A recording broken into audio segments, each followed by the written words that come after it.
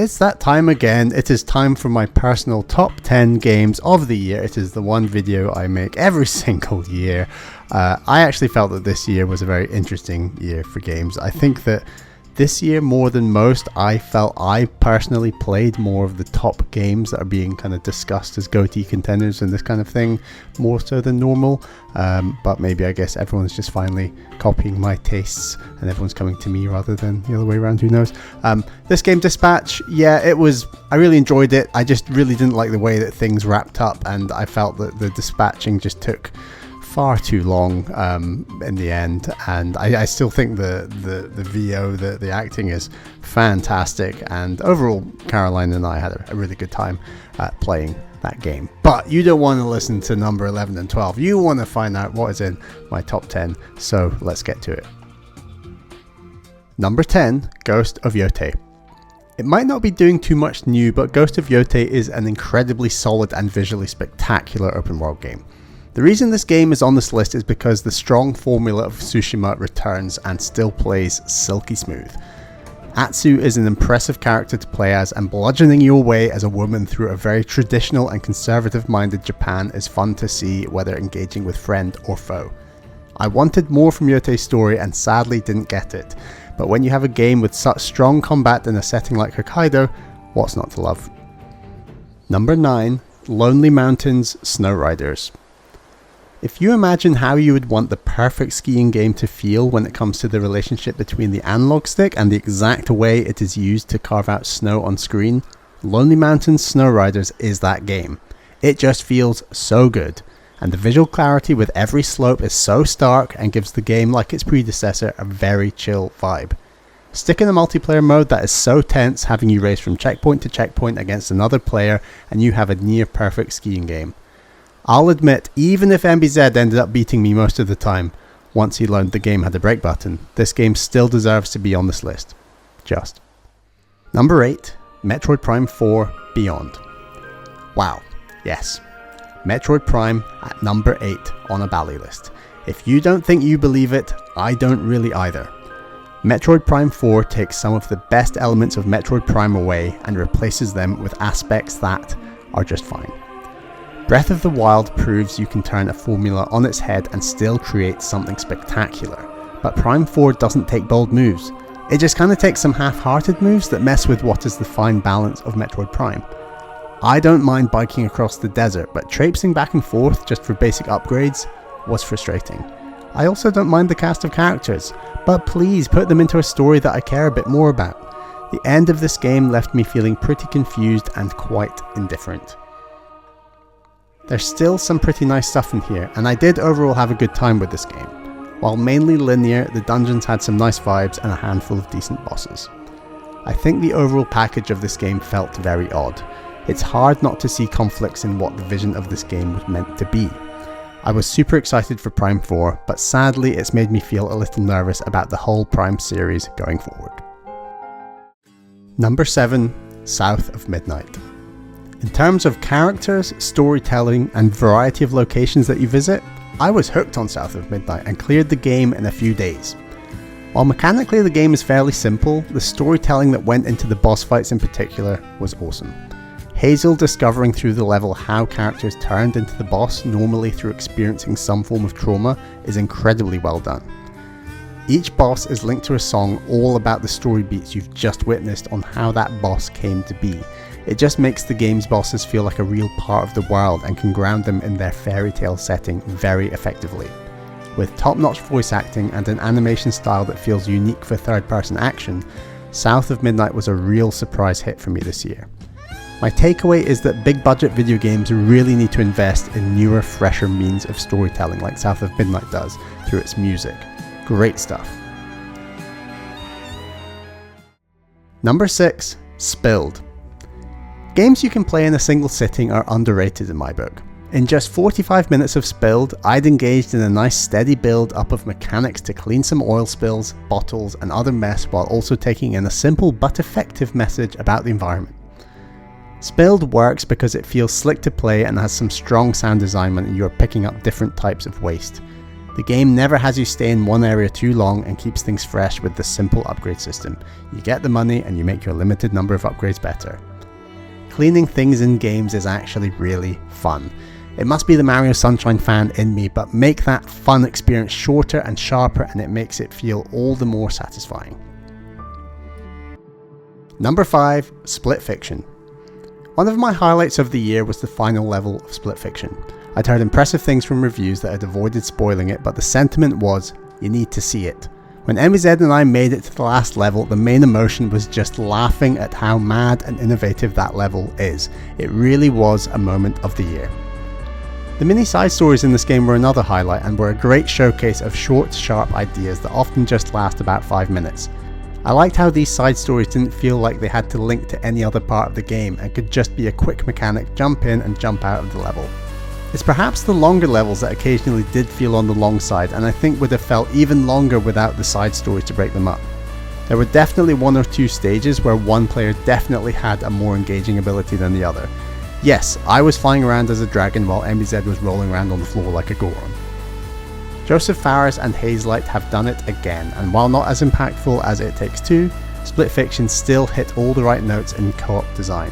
It is kind of shocking how few games out there do co-op in this style, and for that reason, Hazelight can keep putting out these experiences. MZ and I will keep playing them. Number 4, Donkey Kong Bonanza. My god, it felt awesome this year to see Nintendo go back to some 3D Donkey Kong after 26 years. It really is a rare event when Nintendo take one of their characters and put them in a fresh setting. And to do it with the Mario Odyssey team was the cherry on top. What I love is that when you think about Donkey Kong, you think about physicality and smashing things. As a big fan of Donkey Kong and Smash Brothers, his signature move is clapping his hands together and slamming MBZ off the stage. Bonanza evokes this feeling and gets straight to the heart of what Donkey Kong is all about. As a big fan of DKC games, Bonanza really pulled on all my nostalgia strings, and even though I have little reference to the original Donkey Kong game, the inclusion of Pauline was such a refreshing companion to discover the world with and find the next getaway to sit back and reflect. Because while Bonanza lacks a bit of the platforming challenge that I love about Mario, what it lacks in platforming challenge it makes up for in charm and heart. Number 3, Hollow Knight Silksong. So you go into yet another boss fight that just appears as you're exploring the world, and the boss does a move you fail to dodge, but this time something unbelievable happens that not a single other boss in the game has done. It's surprises like this and attention to world building that makes Silksong so special. I had a lot of time for the first Hollow Knight and I think it's a great Metroidvania, but it never reached my personal top tier for the genre. I really didn't expect Silksong to make it to that top tier, but it did. There's something about Farloom that stands apart from the first game. There's attention to detail in every single small part of this game. The characters, the cozy safe places in an otherwise eerie world combined with a ridiculously impressive soundtrack make Farloom a place that I want to be. Boss fights are a huge step up in Silksong, and even though some of these fights took me 3 to 4 hours, they always felt fair. The mastering and learning of bosses' moves and turning fights almost into a dance is my favourite type of 2D boss fight. Silksong does the intangible, hard to describe stuff the best. I can go on about how great the mechanics are and the world is so detailed and incredible, but honestly it's the feeling I have playing this game that just brings joy and warmth in a unique and memorable way. I have limited playtime just now, but one day I really want to see the rest of what this game has to offer post credits because it's an incredibly special game. Number 2, Hades 2. Getting to credits of Hades 2 didn't feel like an accomplishment of skill, but rather an accomplishment in mastering the systems the game had to offer in terms of builds. Beating Hades 1 felt like you needed a decent build and then your skill could pull you through. You simply can't do that in the harder runs of Hades 2. I love that the game forces you to maximize the use of your Arcana cards and work out exactly how you're going to build Millennium for a successful run. There were some bosses that would stomp me, but coming back with a better build, I could often defeat them on just the 3rd run. It really felt like I had sussed out what my build should be, rather than my skill getting better in terms of action. Having paths to go to the surface as well as down below felt like such an upgrade in doubling the number of areas and bosses. It made it more fun to mix things up. With downstairs being easier, it was a nice place to test builds to use for upstairs. Hades 2 takes the already impeccable formula of the first game and adds an extra level of detail to turn the experience into more of a thinking game. Coming up with builds that felt like breaking the game didn't just become a thing to do for the sake of doing them, but were actually necessary to beating the game. It really does feel like Supergiant turned up all the knobs when it came to putting this game together. I didn't think I needed another 40 hours of Hades in my life, but now I actually kind of want 40 more. Well done, Supergiant. Number 1, Clair Obscur Exposition 33. You need to step back and take in just how ridiculous it is that Exposition 33 exists. I was as intrigued as everyone else when this game was part of Xbox's Summer Showcase last year. We were presented with an intriguing premise about a world where the paintress counts down a number on an obelisk annually and everyone below that age is removed from the world. Great premise, but I really didn't have high hopes for a first-time team putting together a game I'd be interested in on that level. Sure, the story looked cool, but what about the mechanics, the music, the world building? With such little time to play long games at this point in my life, my expectations for every turn-based RPG I play has to be incredibly high. When the sizzling reviews started to come in, I thought, yeah, I think I need to play this game at some point this year. But it was then NBZ contacted me and made clear that I shouldn't play this game later this year. I had to drop everything I was doing and play it right there and then. NBZ was not wrong. I'd been searching for a 3D turn-based RPG to really hit me hard after loving Final Fantasy VII Remake back in 2020, and Exposition 33 did exactly that.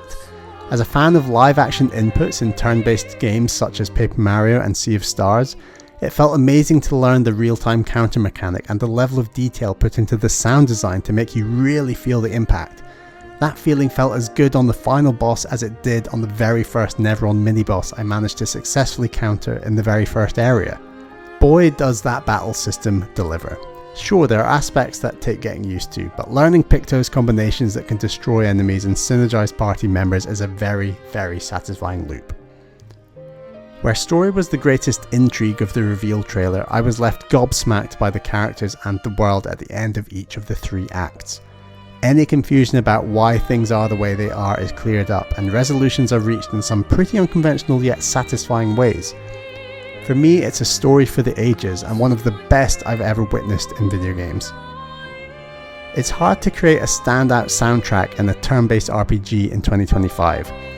For a genre that has so many incredible industry-renowned soundtracks, for first-time composer Lorient Testat to produce what can only be described as a masterpiece and stand above the soundtracks of other turn-based RPGs is the most incredible feat in gaming this whole year. I know Expedition 33 is getting its plaudits across so many places and outlets, and rightly so, but as a turn-based RPG fan, it's so nice to see a turn-based RPG make such big waves in an industry where series like Final Fantasy are moving away from their turn-based roots. To see Sandfall create something that feels so traditional and fresh at the same time is something I hope all developers working on RPGs can evolve on in the future. And there you have it, my top 10 games of 2025. Sword of the Sea, another game I enjoyed this year, but just not quite as impactful as previous Giant Squid games. I think that they just kind of they didn't feel fresh enough. I felt like I'd seen a lot of that game before, and with games like Journey and other similar games. But still a solid game, probably my honourable number 11 or 12. But yeah, that's me signing off. I hope you and your loved ones have had a lovely holiday season, and yeah, I'm looking forward to doing this all again in 2026. Let's do it.